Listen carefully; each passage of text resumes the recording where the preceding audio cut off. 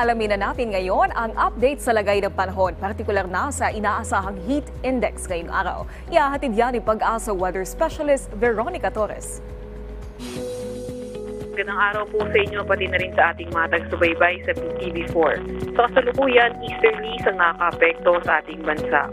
Dahil nga sa easterlies, asahan natin yung maulap na papawirin, mga kalat-kalat na pagulan, pagkidlat, pagkulog sa Davao Region, Surigao del Sur, Cagayan, Isabela at Aurora. Sa Metro Manila naman at dalalabing bahagi ng bansa, partly cloudy to cloudy skies, may mga tsansa ng mga localized thunderstorms.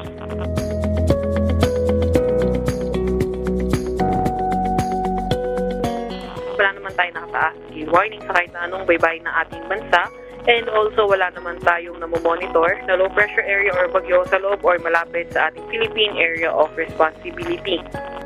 At ito rin naman yung update sa ating 3-day weather. At ito naman yung update sa ating mga dam.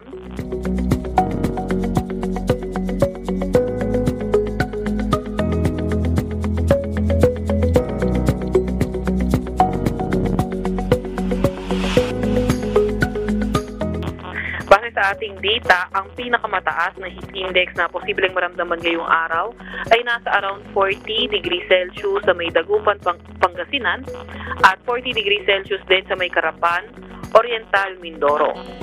Sa Metro Manila, particularly dito sa may Quezon City, posibleng umabot ng 36 degrees Celsius ang heat index. Ang heat index, ito yung temperatura na nararamdaman ng ating katawan. At yan po muna ang latest mula sa Weather Forecasting Center ng Pag-asa, Veronica C. Torres.